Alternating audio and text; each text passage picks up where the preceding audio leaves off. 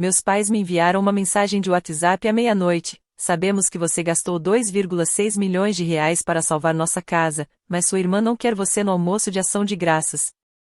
Nenhuma ligação, nenhuma explicação, apenas uma frase fria iluminando meu apartamento moderno em São Paulo. Fiquei olhando para a tela, digitei apenas uma palavra, anotado, e silenciosamente fechei o capítulo de ser o capacho da família. O que aconteceu depois? O almoço perfeito deles desmoronou sem que eu precisasse mover um dedo. E aquilo foi só o começo. Durante a maior parte da minha vida, ser a responsável não foi uma escolha, foi uma função silenciosamente atribuída a mim. Sou Isabela Souza, tenho 34 anos, trabalho em tecnologia em São Paulo, onde meus dias são previsíveis, estruturados e tranquilos. Exatamente o oposto da minha família. Cresci em uma casa onde a lógica importava menos do que manter a paz.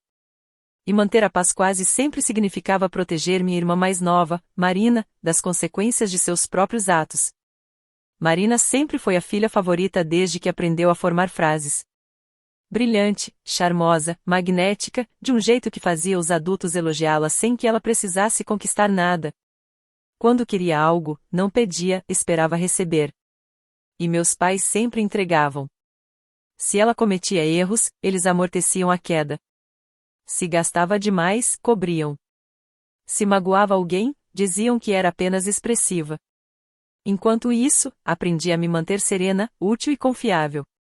Em algum momento, me tornei a pessoa que consertava tudo, aparelhos quebrados, orçamentos descontrolados, promessas não cumpridas. Meu nome era sempre o contato de emergência.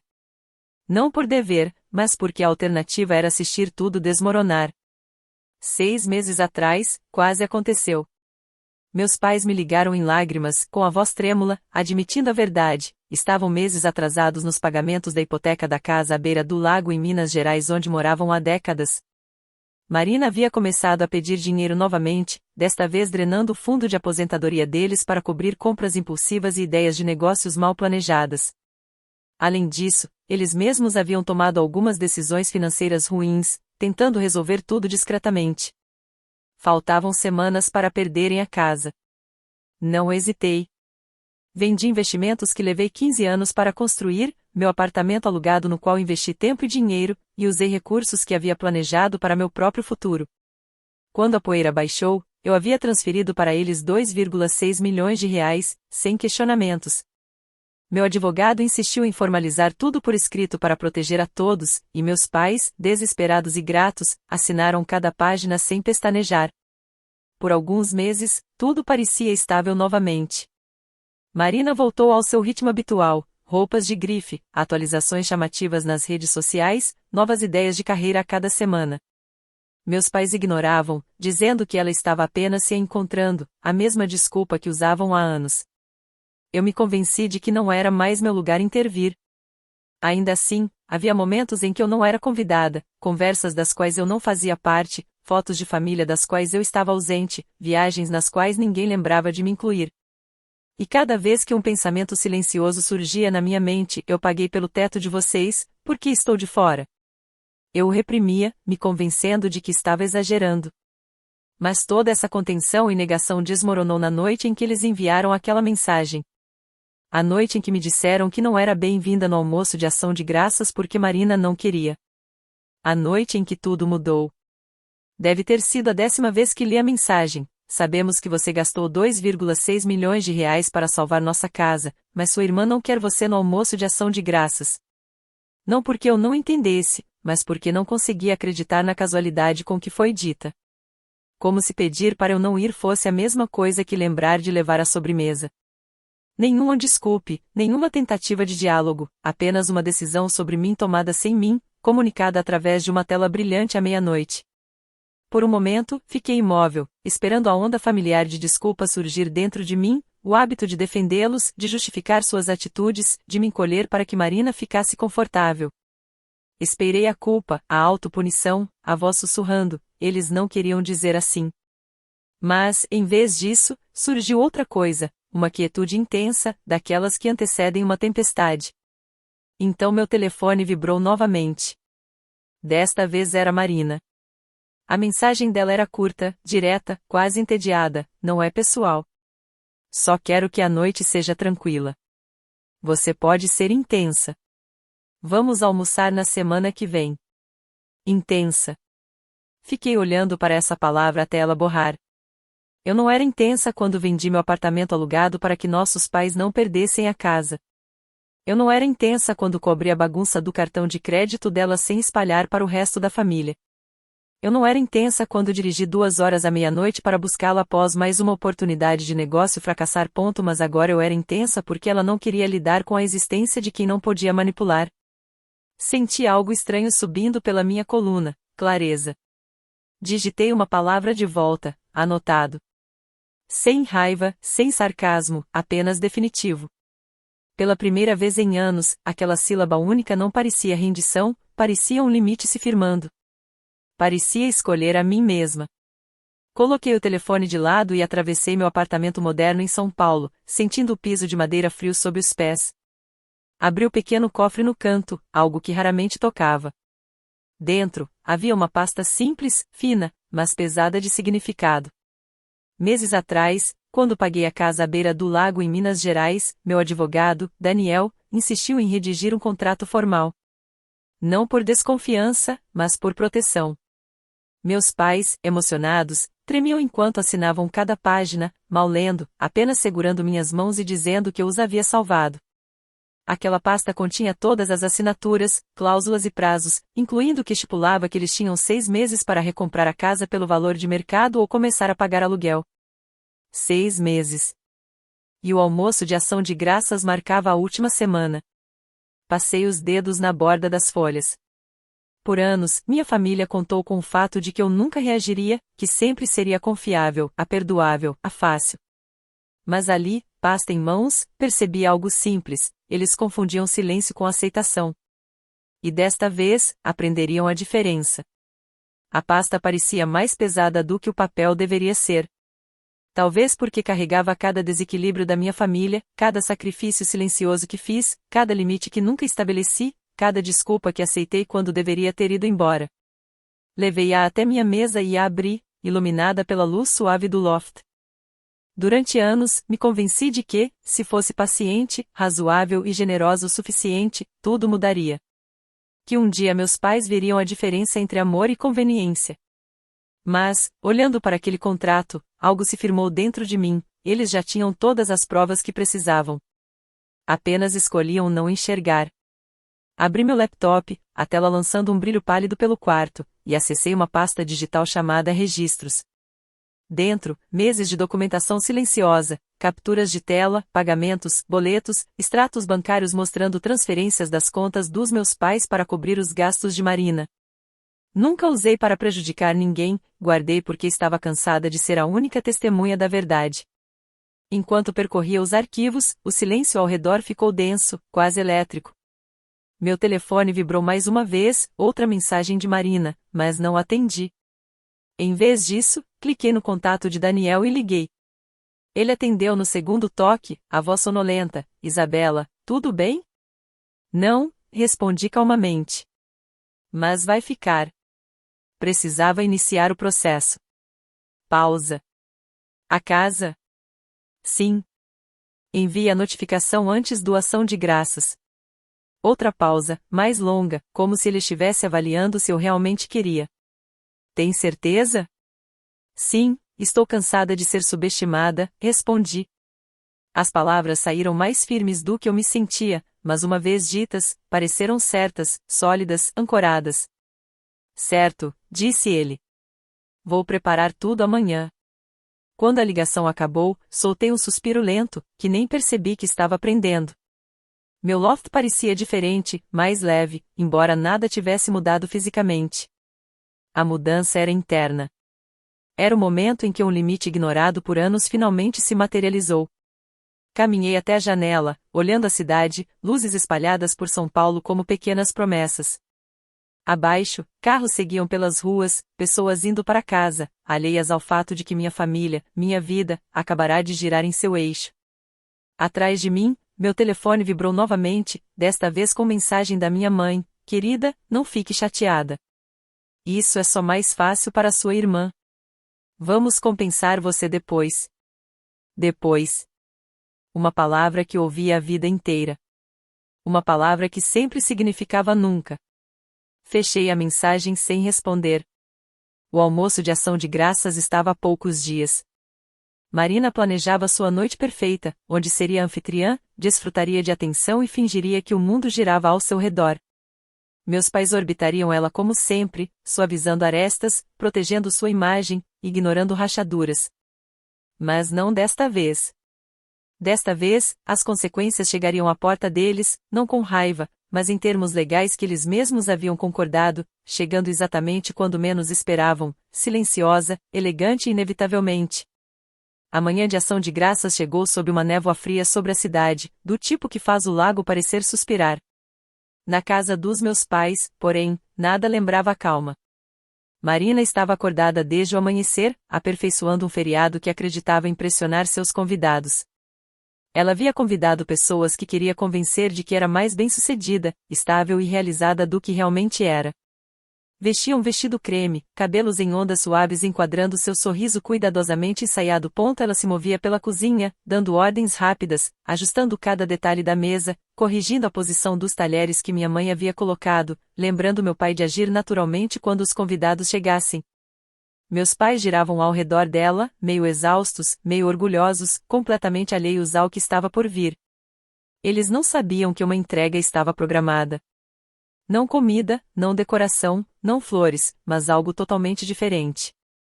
E também não sabiam que eu não estava em casa remoendo sentimentos feridos. Eu estava exatamente onde precisava estar, em um lugar silencioso, privado, longe o suficiente para ouvir meus próprios pensamentos sem o peso das expectativas deles.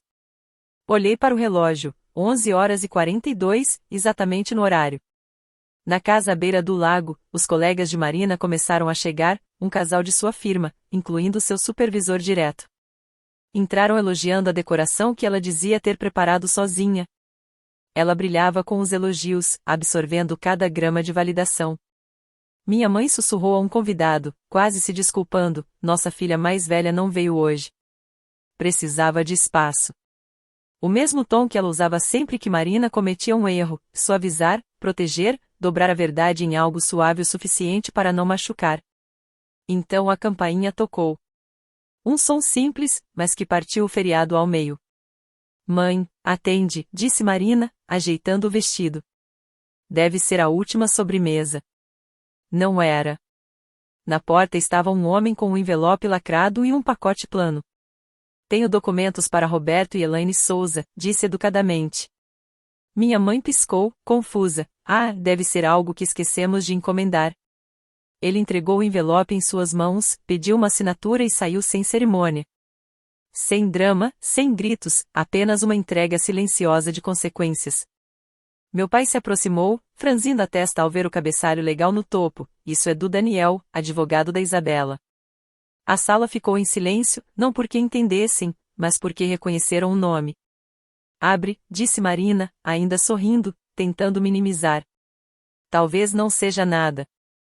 Mas ao abrir o envelope, o sorriso dela vacilou. Dentro estavam 3 conjuntos de documentos, um lembrete formal do contrato que haviam assinado, uma notificação sobre o fim do prazo de 6 meses, e um resumo detalhando cada pagamento, boleto e transferência usados para tirá-los da crise financeira, todos rastreáveis até mim. As mãos da minha mãe tremiam ao desdobrar cada página. Aluguel, sussurrou, valor de mercado imediato. Meu pai folheou o texto, a cor drenando de seu rosto. Ou temos que recomprar a casa. Elaine, isso não é opcional. Concordamos com isso. Marina avançou, arrancando uma página da mão dele. Como assim aluguel? Esta é nossa casa. Não é, disse meu pai, baixinho. Já não é há 6 meses. Isabela é a proprietária. As palavras atingiram a sala como um golpe físico. Até o supervisor de Marina parecia chocado. Ela não vai realmente aplicar isso, disse minha mãe, pânico crescendo.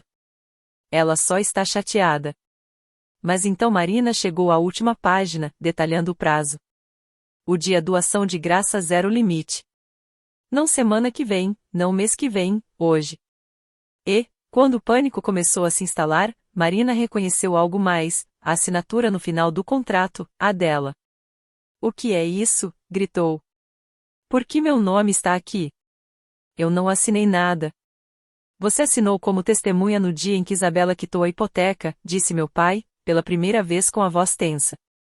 Você estava sentada lá. Disse Quiléria depois. O rosto de Marina empalideceu. O supervisor ajustou os óculos e leu mais atentamente. Você disse que sua situação familiar era estável, disse lentamente. Que apoiaria seus pais em um momento temporário de dificuldade. Estou. Isso é um mal-entendido, gaguejou Marina. Ele quase não a olhou, os olhos fixos no pacote de provas, transferências, saques, pagamentos cobrindo as compras de grife de Marina e seus empreendimentos fracassados, coisas que ela dizia ter pago com sua própria poupança. Estava desmoronando rápido demais para ela acompanhar. Minha mãe se virou para meu pai alarmada, liga para ela. Liga para Isabela agora. Tentaram. O telefone tocou 1, 2, 3 vezes. Eu observava em silêncio, protegida pela distância, sem me mover. Depois, meu pai tentou novamente, minha mãe também, e Marina, frenética, discando com dedos trêmulos. Quando meu telefone finalmente parou de vibrar, eu tinha mais de 30 chamadas perdidas. Atendi, alô. Minha voz estava calma, serena demais. Isabela, recebemos algo. Você não precisava fazer isso. Hoje, não assim. Você me pediu para não ir, respondi simplesmente. Eu respeitei isso. Minha mãe entrou, a voz falhando. Querida, por favor. É um mal-entendido. Mia não quis, eu li tudo, disse Marina, desesperada. Marina interrompeu bruscamente, pegando o telefone. O que você está fazendo é loucura. Está arruinando o almoço de ação de graças. Está destruindo minha reputação na frente dos meus colegas. Ali estava a verdade, nua e crua. Não arrependimento, não desculpas, mas constrangimento. Isso não é sobre a sua reputação, respondi. É sobre responsabilidade. Responsabilidade? Ela rebateu, com raiva. Você está nos punindo. Não, disse calmamente. Vocês se puniram sozinhos. Eu apenas estou aplicando o que todos nós concordamos. Por um instante, ninguém falou. Ouvi o tilintar dos pratos, o choque silencioso percorrendo a sala, a percepção de que a mulher que eles sempre subestimaram havia parado de cumprir seu papel designado. Meu pai finalmente soltou um suspiro de rendição. O que fazemos agora? Perguntei de forma firme. Vocês têm duas opções, recomprar a casa ou começar a pagar aluguel. Isso é impossível, sussurrou Marina. Você sabe que não podemos pagar nenhum dos dois. Poderiam, respondi, se não tivessem drenado as contas deles, usado linhas de crédito em nome dos pais ou fingido que seus gastos eram investimentos. Os olhos do supervisor de Marina se arregalaram, confirmando que ele também tinha visto as provas. A voz da minha mãe falhou. Você está fazendo isso de propósito. Quer me humilhar? Não quero, respondi baixinho, mas não vou mais protegê-la da verdade. Deixei as palavras penetrarem antes de continuar. Este almoço de ação de graças era para ser o seu dia perfeito. E agora vocês estão enfrentando tudo o que tentaram esconder. É isso que acontece quando consequências reais chegam. Pude sentir os três prendendo a respiração. Então encerrei com a mesma firmeza que pratiquei na noite em que li aquela mensagem: cansei de ser subestimada. E antes que alguém pudesse falar novamente, desliguei. Do outro lado do lago, na casa, eu agora era legalmente a dona. A fachada do almoço familiar perfeito havia desmoronado. Não porque lutei, mas porque finalmente parei de carregar o peso das escolhas deles. Nos dias seguintes, algo mudou na minha família, algo que eu nunca havia visto antes: silêncio. Não o silêncio frio e punitivo que Marina usava para chamar atenção, mas o silêncio de pessoas finalmente forçadas a encarar a verdade. O almoço terminou em pedaços. Os colegas de Marina saíram cedo, com despedidas educadas que não escondiam o desconforto.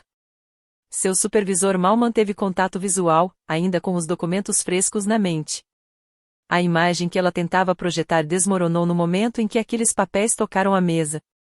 Meus pais ligaram novamente, desta vez não para implorar, mas para fazer perguntas que deveriam ter feito anos atrás. Começaram a reorganizar as finanças, percebendo o quanto os gastos de Marina haviam afetado sua estabilidade. O choque virou vergonha, e a vergonha se transformou em algo mais quieto, mais pesado: responsabilidade. Pela primeira vez, não podiam ignorar o padrão. Pela primeira vez, não puderam fingir que era inofensivo. E, pela primeira vez, não pediram que eu consertasse tudo. Naquela semana, dei longas caminhadas por São Paulo, respirando um ar mais claro do que há anos. Não estava mais com raiva. Nem mesmo aliviada. O que senti foi algo próximo ao equilíbrio, como se o mundo finalmente tivesse parado de inclinar-se apenas para as necessidades dos outros. Uma semana depois, meu pai pediu uma reunião. Sem desculpas, sem culpa, apenas honestidade. Admitiu que haviam sido cegos, que depender de mim havia se tornado fácil demais, confortável demais. Minha mãe pediu desculpas, sem enquadrar em amor ou sacrifício, apenas reconhecendo que falharam em me proteger enquanto protegiam Marina. Ainda não sabiam o que aconteceria com a casa. Nem eu sabia. Mas, pela primeira vez, aquela incerteza não era meu peso para carregar. Pela primeira vez na vida adulta, todos estavam vivendo dentro das consequências que criaram. Quando meus pais pediram outra reunião uma semana depois, algo em suas vozes soava diferente, mais pequenas, mais gentis, humanas, de um jeito que eu não ouvia há anos.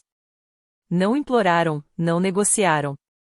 Apenas reconheceram a verdade que ignoraram sobre a minha lealdade e estavam prontos para reconstruir sem jogar o peso nas minhas costas. Quanto a Marina, o silêncio dela dizia mais do que qualquer pedido de desculpas poderia. Pela primeira vez, ela era a que enfrentava perguntas, sem se esconder atrás do charme ou de desculpas. E ali, ouvindo minha família falar com honestidade, senti algo que não sentia há muito tempo: paz, da verdadeira.